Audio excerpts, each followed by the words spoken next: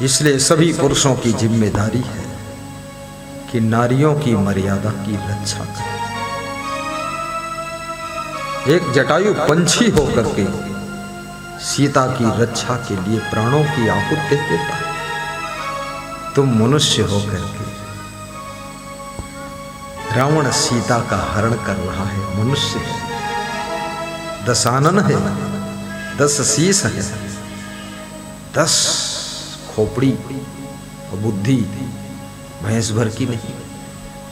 लोग कहते रावण ने चारों वेदों की व्याख्या किया, लेकिन अपने जीवन की आख्या बिगाड़ दिया।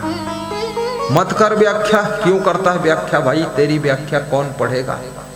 अपना कुकर्म दूर नहीं करता, व्याख्या करता है। मत लिख किताब, तेरी किताब की जरूरत नहीं है। किताब तो उसकी प्रसिद्धि को प्राप्त करती है जिस व्यक्ति की जिंदगी की किताब उज्जवल होती है, उसके लिखे हुए शब्द जिंदा होते हैं और जिंदा आदमी को बदलने की ताकत रखते हैं। बोलिए सदगुरुदेव। खाम खान किताबें लिख लिख कर पोथा पंथी, सब पोंगा पंथी। कितने लोग फ्री किताब बांट रहे हैं। अरे धर्म की किताब फ्री, जब लोगों के पास में दारू खरीदने के लिए पैसे हैं, बीड़ी पीने के लिए पैसे लोग खरीद लेते, बीड़ी खरीद लेते हैं, दारू खरीद लेते हैं, अंडा खरीद लेते हैं, मुर्गा खरीद लेते हैं। धर्म का ग्रंथ 10-20 रुपए का क्या वो खरीद नहीं सकते हैं? फ्री क्यों बांट रहे हो? उसमें कचरा ही होगा उस ग्रंथ में तुम्हारे। कचरा। डेल कार्नेगी ने जब अमेरिका में एक पुस्तक लिखी थी जिसका नाम था लोक व्यवहार, वो पुस्तक इतनी बिकी, करोड़ों की संख्या में बिक गई और उसकी कीमत 3 गुना रखा था। याद रखना, मुझसे हरियाणा में एक भक्त कह रहा था कि गुरुदेव आपके सत्संग में कुछ खर्चा होता है। तो हमने कहा तो हरियाणा में और साधु लोग हैं, बुला लो ना, उनका करवा दो। बोले उनमें दम नहीं है। तो हमने कहा जिनमें दम नहीं है तो फोकट में करेंगे ही, और हमारे में दम है तो तुम्हारी दम भी निकालूंगा। थोड़ा दम वाले के लिए दाम निकालना पड़ेगा। तो बोले कि थोड़ा खर्चा हो जाता है। तो हमने कहा गुरु की कृपा से दारू नहीं पीते हो, बचत भी तो होती है। गुरु की कृपा से मांस, मछली, अंडा, नशा, शराब, जुआ, ताश ये सब छूट गया। ये बचत नहीं देख रहे हो। सत्संग में 2-4 लाख खर्चा हो गया, उस खर्चा को देखते हो। कितने 2-4 हजार लोगों की जिंदगी बदल रही है। ये खर्चा नहीं है, ये परलोक का इंतजाम हो रहा है। आज यदि कुलदीप यादव खर्चे को सोचते, ये प्रोग्राम नहीं होता है। ज्ञान सिंह यादव सोच लेते, हरिनाम जी सोच लेते, सोचा नहीं। बोले खर्चा करना ही है, मुझे गुरुदेव को बुलाना ही है, अपने मलिहाबाद के लोगों को सत्संग सुनाना ही है। क्योंकि याद रखना, आम का वृक्ष तो कोई एक व्यक्ति लगाता है, लेकिन फल यहां से लेकर के बॉम्बे तक लोग खाते हैं, दुबई तक खाते हैं। तो सत्संग कोई एक व्यक्ति कराता है, लेकिन उसका फायदा हजारों, लाखों, करोड़ों नर नारियों को होता है। अभी लखीमपुर से हमारे महान भक्त श्री विकास गुप्ता जी आए थे, अपना आश्रम लखनऊ बंथरा में। आज नई गाड़ी लिया धनतेरस में, बहुत अच्छी गाड़ी है। तो मुझे बिठाना चाहते थे, मैं थोड़ा बैठ गया। मुझे देर हो रही थी, मैं आज 5:30 बजे यहाँ जाना, तो बहुत देर से तैयार हुआ, उसके रुकना पड़ा। गाड़ी में बैठा, गाड़ी बहुत अच्छी थी, गाड़ी पावन हुई। जब वापस फिर उतारना, बोले बैठे रहना, उतरना मत। गेट खोला और दक्षिणा दिया। बोले इसीलिए आज गाड़ी खरीदा था कि आप हमारी गाड़ी में सर्वप्रथम बैठ जाए, गाड़ी पावन हो। फिर क्या हुआ? बहुत बड़ी बात है। विकास गुप्ता एक ऐसे भक्त हैं जिनकी मां सुमन गुप्ता, भाई अभिलाष गुप्ता, पत्नी आरती गुप्ता, बेटी आयुषी गुप्ता, पिता रमेश गुप्ता, साथ में आए थे शुगर फैक्ट्री की मालिक सुरेंद्र गुप्ता, उषा गुप्ता, और साथ में शुगर फैक्ट्री की मालिक राजेश्री गुप्ता। तो बोल रहे थे जन्मोत्सव में तो भीड़ में हम मंच पर पहुंच ही नहीं पाए, यहाँ दर्शन हो, लेकिन यहाँ आपके पास हम बैठ ही नहीं पाए, आपको जल्दी था। मैंने कहा एक घड़ी आधी घड़ी, आधी में कोई याद, तुलसी संगति साधु की, कटे कोटि अपराध, तुलसी संगति साधु की, कटे कोटि अपराध। धनतेरस में सत्संग सुनने का फल भी 10 गुना मिलता है। सत्संग सुनने से भी पुण्य बढ़ता है। सत्संगम च लभते पुरुषो यदा वै, प्रथम भगति संतन कर संग। और सत्संग जो सुनता है, गुरु का दर्शन धनतेरस के दिन करता है, और धनतेरस के दिन जो दान करता है, उसके घर में धन लक्ष्मी और ग्रह लक्ष्मी दोनों की कभी कमी नहीं होती है। ये योग है, संयोग है, जो धनतेरस को सत्संग हो रहा है। और धनतेरस क्या है? आज के दिन गुरुदेव का दर्शन हो जाए, गुरुदेव को कुछ अन्नदान कर दूं, अयोध्या आश्रम में, नहीं अयोध्या आश्रम मेरा नहीं है, भूल जाता हूँ, आश्रम बोल देता हूँ। तीर्थ अयोध्या में राम जन्मभूमि सरयू तट के पास 7 दिन भंडारा करने का संकल्प है, जिसमें थोड़ा थोड़ा अन्नदान, कोई 25 किलो, 20 किलो, 10 किलो, 5 किलो, कोई दाल, कोई चावल, कोई गेहूं, कोई तीनों आइटम लाया है, कोई थोड़ा तेल भी ले आया है, और कोई ये भी सोच रहा है सब लाएंगे तो पूरा हो जाएगा, हम नहीं भी लाएंगे तो चल जाएगा। क्या बात, बड़े खिलाड़ी बैठे लोग। और ठंडी लगे, रजाई ओढ़ना हो तो सब लोग ओढ़ ले, वो न ओढ़े तो नहीं कहते चल जाएगा, तो दूसरे रजाई खींच के ओढ़ ले, बड़े चालाक। और दान करने हम कहते हैं अरे नहीं।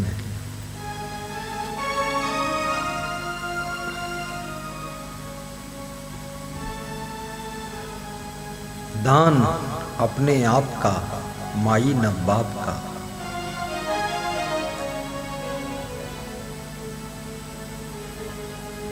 कलयुग केवल दाने अधारा, कलयुग केवल दाने अधारा, दान करहि सो उतरहि पारा, कलयुग केवल दाने अधारा। बॉम्बे के महान भक्त श्री आरबी सिंह, उनकी पत्नी आशा सिंह कह रहे थे, आपसे प्रेम करने वाले बहुत भक्त लोग हैं। बोले केवल हम ही नहीं, सब आपको प्रेम करते हैं। और कह रहे थे कि सबके लिए आप इतनी मेहनत भी करते हैं। कई बार मेरा मन ऐसा हो जाता है कि अब सत्संग बंद करूं बस। फिर मन में होता है कि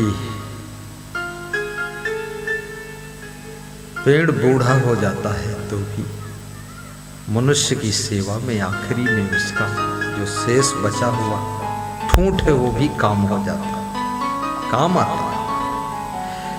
तो मैं भी अभी बूढ़ा तो नहीं हुआ हूं, लेकिन बूढ़ा और जवान के बीच में चल रहा हूं।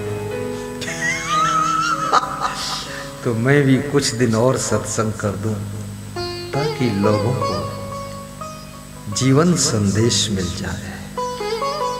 भारत के नर नारियों के संस्कार शुद्ध हो जाए। मुझे ये पता नहीं था कि मैं साधु बनूंगा और इस तरह सत्संग करूंगा। हाँ, ये कुछ नहीं बना। मुझे तो बस इतना ही था, साधु बनूंगा, कमंडल ले लूंगा, एक झोला टांग लूंगा कंधे पे और बस अकेला शांति से रहूंगा। ना पत्नी, ना पतना, ना बेटा, ना बेटी, सब बकवास खत्म, झंझट। लेकिन जब साधु बने तो पता चला कि पति जो होता है वो एक पत्नी को समझाता है, और मैं तो ऐसा साधु बना कि दुनिया भर की करोड़ों पत्नियों को समझाता और करोड़ों पतियों को समझाता। बस ज्ञान देना है। कितने लोगों को सत्संग के प्रभाव से नई जिंदगी प्राप्त हुई। आत्महत्या के लिए सोच रहे थे, उब गए थे जीवन से, अब नहीं जी सकते। गुरु की वाणी ने उनको नई जिंदगी प्रदान किया। याद रखना, राम से किसी ने पूछा कि आप मुस्कुराते क्यों रहते हैं, तो राम ने कहा ये सत्संग का प्रभाव है। कृष्ण से पूछा तुम हंसते क्यों रहते हो, तो उन्होंने कहा साधु संतों की कृपा का प्रभाव। कृष्ण संतों की बड़े भक्त थे। हनुमान जी संतों के बड़े भक्त थे। जो संत लोग राम को, कृष्ण को, हनुमान को गाली दे, कुछ कहे अंडबंड, वो संत ही मूर्ख है, अज्ञानी है, ज्ञान नहीं। राम ने संतों को जिस ऊंचाई पर बिठाया है, धन्य हो राम। राम ने कहा है शतुई सब मोह में जग देखे, मोते अधिक संत कर लेखे। सातवीं भक्ति जगत के नर नारियों को मेरे समान समझे। राम कहते हैं मैं जगत के पुरुषों से बड़ा नहीं, और मेरी सीता भार्या ये नारियों से बड़ी नहीं। और राम ने ये भी कहा सिया राम माई सब जग जानी, करहु प्रणाम जोरी जुग पानी। बड़ी उच्च साधना का परिणाम है कि अपनी की पत्नी के अलावा समस्त नारियों में सीता का रूप देखना, अपने पति के अलावा समस्त पुरुषों में पुरुषोत्तम राम का रूप देखना, ये बहुत उच्च क्लास की साधना है, ऐसे नहीं देख सकते। मनुष्य का बेहद चंचल मन, स्त्रियों का चंचल मन, पुरुषों का चंचल मन, बच्चों का चंचल मन, विद्यार्थियों का चंचल मन क्या क्या सोचता रहता है। मेरा मन डोले, मेरा तन डोले, मेरे दिल का गया करार रे, जिंदगी बेकार रे, मन में भरा अहंकार रे, और घर में नहीं है कार रे, क्योंकि हम सब हैं मक्कार रे।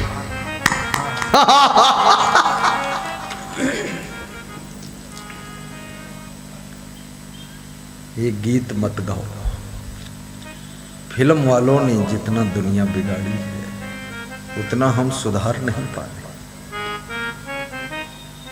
याद रखना, घर में झाड़ू लगाने वाला कोई एक हो और कचरा फैलाने वाले 50 हो, वो घर साफ नहीं हो सकता। फिल्म की दुनिया पूरे संसार में बेहद कचरा फैला रही है। मनुष्य के भीतर सुसुप्त अवस्था में पड़ी हुई वासना को भी दग्ध कर रही है।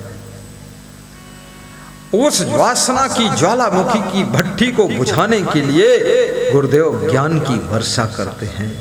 ये वासना की आग बुझ जाए, उपासना का मार्ग प्रशस्त हो जाए, क्रोध की आग बुझ जाए, करुणा का द्वार खुल जाए, ऐसा गुरुदेव कोशिश करते हैं। क्या करेंगे गुरुदेव? मेरा सहयोग करो, मुझे साथ दो। अगर मनुष्य के लिए हम और तुम कुछ न कर सके तो मनुष्य का शरीर पाना व्यर्थ है। मैथिली शरण गुप्त राष्ट्र कवि हुए हैं, उन्होंने बहुत सुंदर बात कही है। कहा है कि मनुष्य वह जो मनुष्य के लिए मरे। लेकिन मैं उससे थोड़ा अपोजिट बात करता हूं कि मनुष्य वह जो मनुष्य के लिए जिए। मरे क्यों? हम जिएंगे मनुष्य के लिए, और मर ही गए तो फिर क्या कर पाएंगे? मरना नहीं है, मनुष्य के लिए जीना है। भटकती हुई आत्माओं को रास्ता बताना है। गुरुदेव के प्रवचन को व्हाट्सएप में शेयर करो। गुरुदेव के प्रवचन को फेसबुक में डालो, इंस्टाग्राम में डालो, प्रचार में सहयोग। उत्तर प्रदेश के बहुत बड़े प्रचारक भक्त श्री अभिषेक यादव जी बेहमा चौकी महमूदाबाद सीतापुर से आए। इनका बराबर व्हाट्सएप चलता रहता है और श्रद्धा बहुत है। मुझसे कह रहे थे गुरुदेव एक बेड आपके लिए ऐसा खरीद दूं जो सोफा भी बन जाए और बेड भी बन जाए, तो ब्यास गादी पर डाल लो, उस पर बैठा करो और रात में सो तो फिर बेड बना दो। तुमने कहा सोच के बताओ। तो सोचा, फिर मैंने दूसरे संत से कहा उनको मना कर दो, क्योंकि जैसी भक्ति उनकी है वैसा उनके पास में अभी संपत्ति नहीं है। दान करने का मन है लेकिन धन कम है, इसलिए कम दान करो, फिर ज्यादा बात को करो।